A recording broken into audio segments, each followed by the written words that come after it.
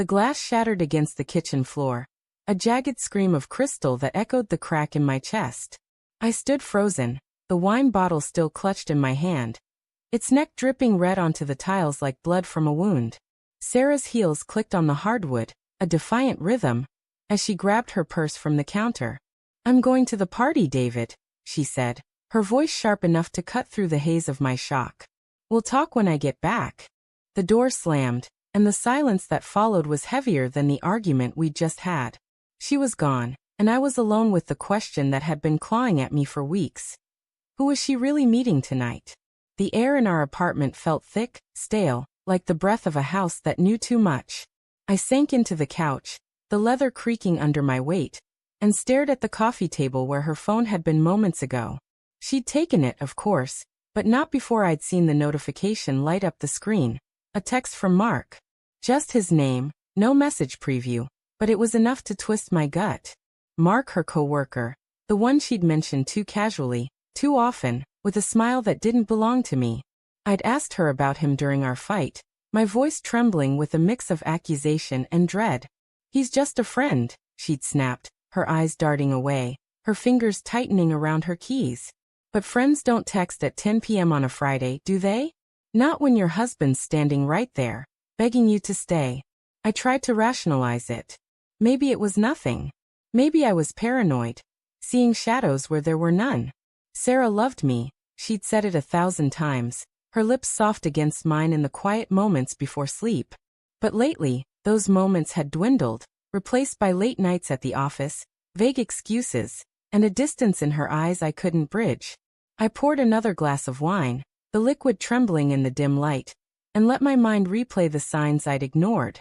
The perfume she wore only on certain days, sharp and unfamiliar. The way her laugh sounded different when she was on the phone, lighter, like it belonged to someone I didn't know.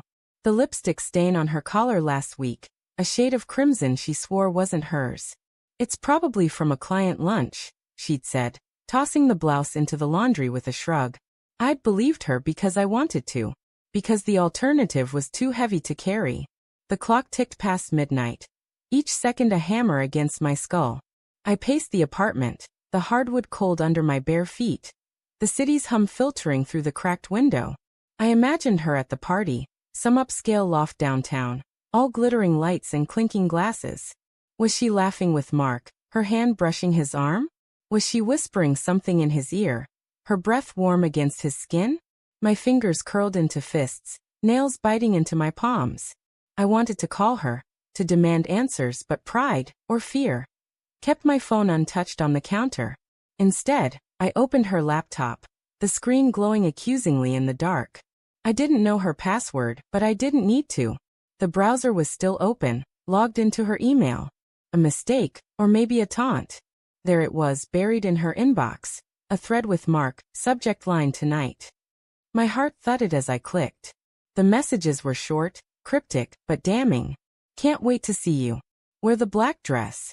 Her reply, "Only if you behave." A winking emoji. My vision blurred, the word swimming. I scrolled further, each line a fresh stab. Plans to meet after work. A photo of them at a bar. Her head tilted against his shoulder, her smile radiant. I slammed the laptop shut, my breath ragged, the room spinning. How long had this been going on? How blind had I been? I didn't sleep. I sat in the dark, the wine bottle empty, my thoughts a tangle of rage and heartbreak. I loved her, God help me I still did. But love wasn't enough to drown out the betrayal.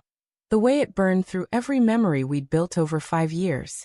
The proposal in the rain, her laughter as we danced in our tiny kitchen. The promises we'd whispered under the stars. Had it all been a lie? Or was this just a mistake, a fleeting lapse she'd regret? I wanted to believe the latter, but the evidence was a noose tightening around my hope. At 6 a.m., the door creaked open. Sarah stepped inside, her makeup smudged, her black dress wrinkled. She froze when she saw me, her eyes wide, guilty.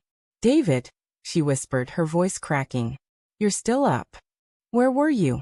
My voice was low, dangerous, a stranger's. "I told you, the party." She set her purse down, avoiding my gaze. "It ran late." "With Mark." The name was a blade and she flinched. It's not what you think, she said too quickly, her hands twisting together. He's just. Don't. I stood, my body trembling. I saw the emails, Sarah. The picture. The dress. Her face crumpled, and for a moment, I thought she'd cry. But she didn't. She straightened, her jaw tight, and met my eyes. I didn't mean for this to happen, she said, her voice barely above a whisper. It just did. The confession hit like a physical blow, stealing my breath. I wanted to scream, to shake her, to beg her to take it back. Instead I asked, "Do you love him?" She hesitated, and that pause was an answer in itself. "I don't know," she said finally, tears spilling down her cheeks. "I love you, David, but things haven't been right with us. You know that." I did. The fights, the silences, the way we'd become strangers sharing a bed. But I'd thought we could fix it. I'd thought love was enough. "Get out," I said, my voice breaking. Now. She didn't argue. She grabbed her purse and walked out, the door clicking shut behind her. The silence returned, but it was different now, final, like a grave.